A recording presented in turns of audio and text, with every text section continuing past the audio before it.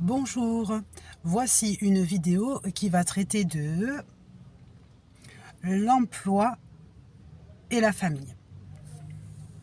Alors, l'intérêt est de comprendre que l'emploi permet de gagner de l'argent pour vivre et la famille est essentielle à se connaître et donc à se fréquenter. Alors, la famille, on va partir sur la base d'une partialité de la famille, c'est-à-dire le foyer. Exemple, vous avez des enfants, d'accord? Alors, moi, je vais dire ça pourquoi? Je parle de ma situation personnelle. Par exemple, pour l'instant, je suis mère célibataire avec 2 filles adolescentes. J'ai un métier qui, lui, se propose d'exister 24 heures sur 24. Ce n'est pas prostituée, c'est, pardon, c'est auxiliaire de vie. D'accord? Donc, auxiliaire de vie, rien à voir. Heureusement d'ailleurs. Non, parce qu'on pourrait se dire, la rentabilité face au temps et face à l'utilisation, eh bien, que dit-elle? Qu'est-ce que la rentabilité? La rentabilité, c'est le temps utilisé à gagner de l'argent sur le profit vital et familial, d'accord? Et personnel. Donc, à ce jour, on peut comprendre qu'on a le droit, parce que le président Macron et Emmanuel Macron a permis de travailler plus pour gagner plus. Après, on le sait tous que qui gagne plus, ben, sans doute paye des impôts. Donc ça, c'est à voir aussi. Mais on a la capacité, si on le peut, eh bien, de travailler dans ce métier tout le temps. Du lundi au dimanche, avec quand même un jour obligatoire de repos. Sachant que c'est un métier qui peut se travailler aussi personnellement. Donc ça veut dire que chaque entreprise se doit de respecter l'obligation du jour de repos par salarié. Et après, on peut aussi combler. D'accord? Donc on sait que le temps est une division unie. C'est-à-dire que il sert à s'occuper de situations partielles d'autrui, c'est-à-dire le client, mais aussi personnel, et personnel par autrui et autrui par le personnel, d'accord? Pour une profondeur qui s'appelle, eh bien, le foyer, d'accord? Cette maison, comment va-t-elle? Est-ce qu'elle est en bonne santé? Est-ce qu'elle est malade? Est-ce qu'elle est bien entretenue? Est-ce qu'elle est agréable? Est-ce qu'elle est... voilà, donc tout ça, est-ce que les gens qui s'y trouvent s'y sentent bien? Donc à la réponse autour de ça, on va dire, est-ce que... quelle est la situation du noyau, donc? D'accord? Sur le reste de la situation. Alors, c'est vrai qu'en général, on ne reconnaît pas un fruit à son noyau, mais on reconnaît un fruit à son extérieur. D'accord? C'est-à-dire qu'on ne va même pas reconnaître le fruit à l'arbre, mais le fruit à lui-même. Donc, on va dire que le noyau qui porte l'existence du fruit est-il en bonne santé? D'accord? Tout simplement, il faut se poser la question de savoir, c'est-à-dire, est-ce que tout ce qui est à payer dans la maison est payé? Est-ce que les habitants qui s'y trouvent eh bien, sont heureux? Est-ce que la présentation est agréable? Est-ce que l'entretien et l'hygiène sont convenablement établis? Est-ce que il y a des défaillances, d'accord, des choses à réparer, etc. Est-ce que entre autres, est-ce que la gestion de la base est solide pour pouvoir avoir un noyau bien, un fruit bien construit? Alors, et on va se rendre compte d'une autre réalité, c'est-à-dire que est-ce que le fruit bien construit peut-il entretenir le noyau? Et ça, c'est la réalité. Ça veut dire que parce que le fruit est construit, le noyau peut se maintenir. Si ce qui est bien construit permet donc la réparation et l'entretien du noyau, on se dit mais de quel fruit est-ce qu'il s'agit?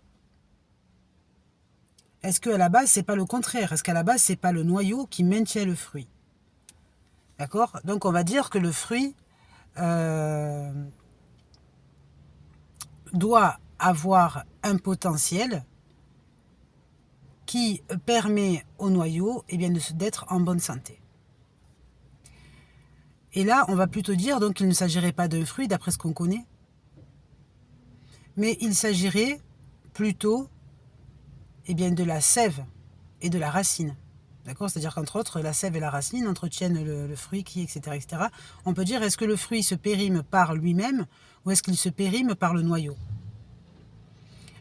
Donc, juste ça, c'est un schéma pour comprendre que, sur la base de ce qui est, c'est-à-dire la base de vie, l'être, et ce qui peut se développer, le fonctionnement n'est pas de la logique, mais de l'illogisme.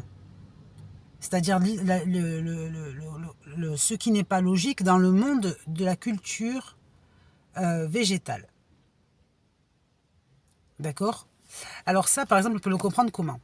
On peut le comprendre sur la qualité des rayons UV sur la végétation.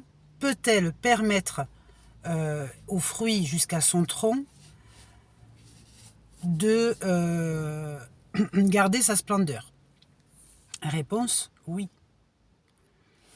Donc ça voudrait dire que ce qui dépend de la vie de chacun, c'est-à-dire du foyer, et de la façon dont il utilise son gain financier, ne dépend ni du foyer, ni du gain financier, mais plutôt de ce qui se trouve autour, c'est-à-dire l'environnement. D'accord? Donc l'environnement, quelle est la santé de l'environnement? Est-ce qu'on est plutôt dans un contexte, on va dire, si on revient sur le fruit, un jardin où il y a de l'espace, où il y a assez de soleil, où il y a assez d'eau au moment où il le faut pour pouvoir entretenir? Et qui le fait? Est-ce que c'est la nature elle-même ou est-ce que c'est l'individu qui doit s'en occuper? À partir du moment où l'individu doit s'occuper de son propre fruit, d'accord, qui n'est ni dans la branche, ni dans la racine, ni dans l'atmosphère, qui le fait? Qui le fait? D'accord? Ça veut dire qu'en fait, à partir du moment où vous êtes responsable de ce qui s'appelle le noyau et le fruit, et ni de la branche, ni de la racine, ni de l'atmosphère, comment comprendre que l'atmosphère de gestion est un phénomène qui réside dans le sujet? D'accord? Donc ça veut dire que, et autour du sujet, on peut comprendre donc que soit égale sujet, sujet de traitement, sujet d'action, sujet de contexte, sujet de tout ce qu'on veut, et l'ensemble du texte qui tourne autour du sujet, c'est-à-dire l'action, le schéma, la trame, d'accord, le récit, tout ce qu'on veut, fait la réalité de l'existence du sujet. Donc ça veut dire que vous pouvez être dans un fruit qui se trouve dans un texte dramatique, dans un texte comique, dans un texte romantique, dans un texte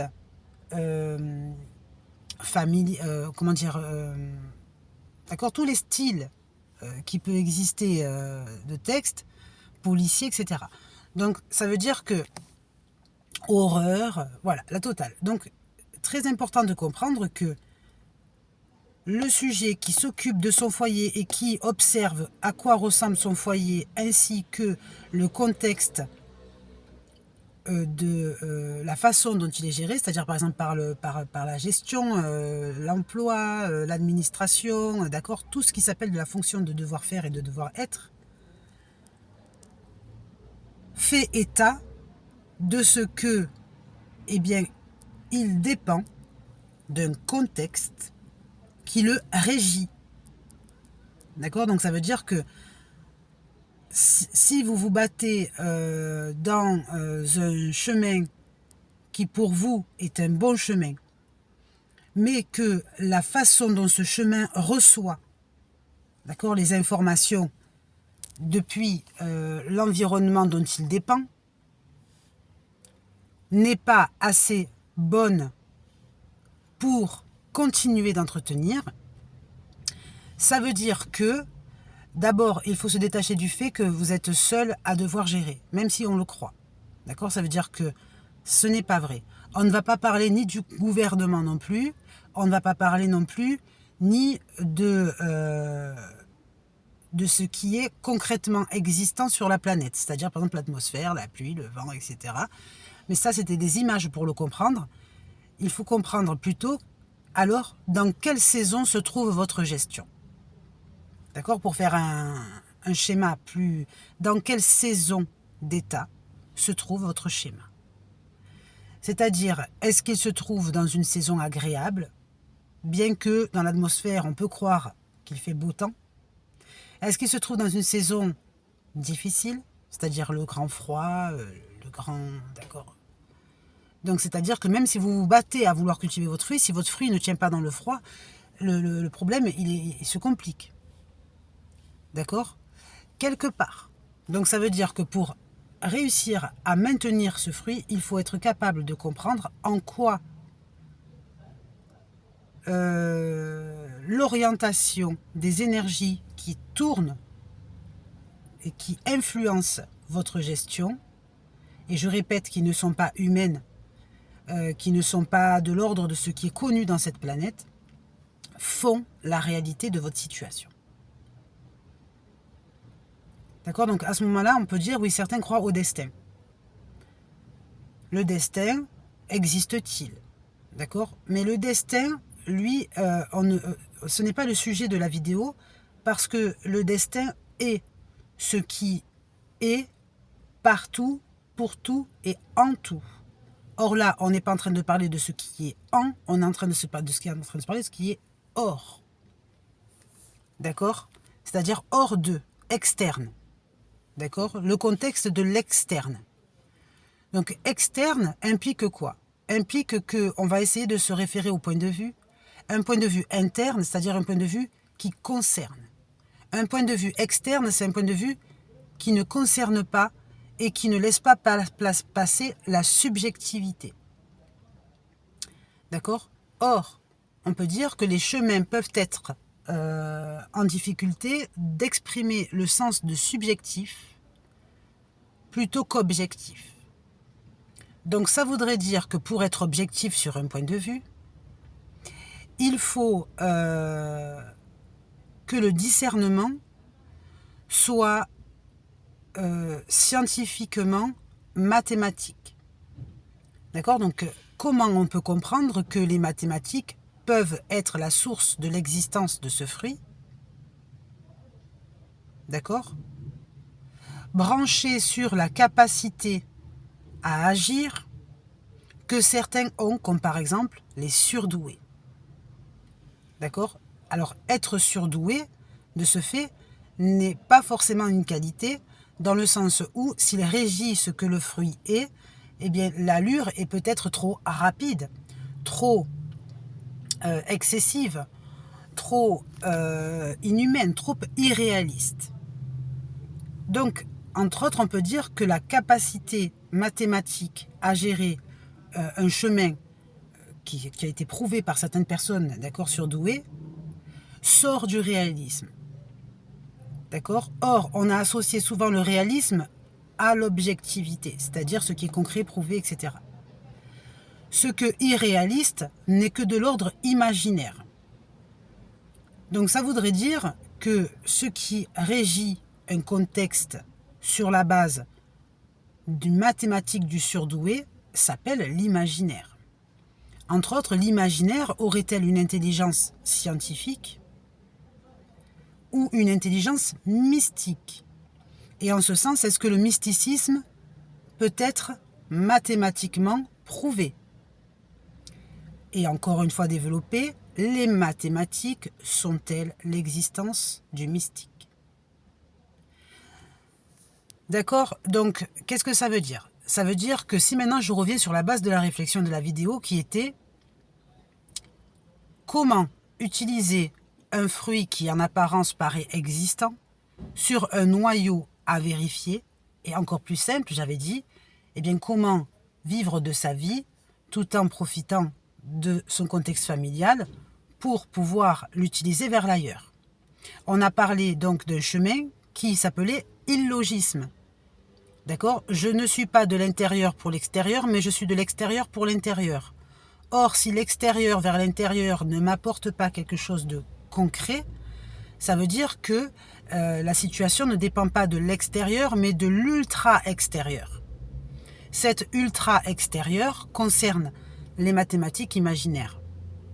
D'accord? Le mysticisme scientifique, la science des mathématiques, la science de eh bien, ce qui devrait être à la base la grande capacité, l'extrême capacité. Cette extrême capacité, c'est en vérité eh bien, le comble de manque qui s'appelle croire en soi. D'accord? Et on sait que chacun croit en lui, chacun croit moyennement en lui, ça dépend des périodes. Croire en soi peut être une épreuve, ou peut-être une graine d'épreuve. C'est-à-dire, puisque tu crois en toi, prouve-le. D'accord? Et ça, c'est par exemple le chemin Hercule. D'accord? Hercule, c'est, on a vu, un demi-dieu né de Zeus et d'une mère mortelle, d'accord? Qui, par sa compétence, ses capacités, sa force, etc., était mené à faire de nombreuses épreuves, tout simplement sur le défi de l'épouse de Zeus, Héra, d'accord, qui, elle, envoyait, d'accord, les épreuves gigantesques. Donc, entre autres, si on revient au mysticisme scientifique, qui pour l'instant n'a pas d'allure scientifique, reviendrait à dire que Héra, la grande déesse, dans ce mythe, d'accord, serait l'influence externe qui apporte ce qu'on appelle les mathématiques imaginaires, les grandes épreuves, qui ne sont plus des alliés, mais qui sont des ennemis, qui sont des inconvénients, et ce qui paraît de ce fait logique. Donc si on peut comprendre, dans l'étude de la mythologie, le rapport amalgamique entre ce qui pourrait être logique et ce qui ne l'est pas. On sait que aimer croire, c'est aimer croire en ce qui n'est pas logique de base dans la réalité. Sauf que sur le système d'inversion, il faut prouver en quoi ce qui ne paraît pas logique dans la réalité l'est, et en quoi ce qui paraît tout à fait simple et banal ne l'est pas. Comment faire? Pour ça, il faut être capable d'avoir un regard externe. Et aussi une subjectivité qui va, elle, avoir un regard externe. C'est-à-dire que il va falloir réussir à se permettre pour façonner l'extérieur, d'accord, des orientations, avoir une subjectivité qui porte un regard du même que celui qu'on connaît, c'est-à-dire externe et interne. Entre autres, la subjectivité existe-t-elle en tant que regard? Eh bien, ça s'appelle le soutien. Le soutien. D'accord? Le soutien. Entre autres, le soutien, c'est-à-dire, c'est celui qui, eh bien, doit être soutenu. Le soutien qui doit être soutenu, c'est s'offrir la capacité d'une subjectivité objective. Une subjectivité objective. Et là, ça ne tient qu'à quoi? Ça ne tient qu'à un exercice personnel. Donc, qu'est-ce que ça veut dire? Ça veut dire que soi est capable de vivre dans son fruit, dans son noyau, mais aussi dans son extérieur. C'est ce qui s'appelle grandir, même en maturité.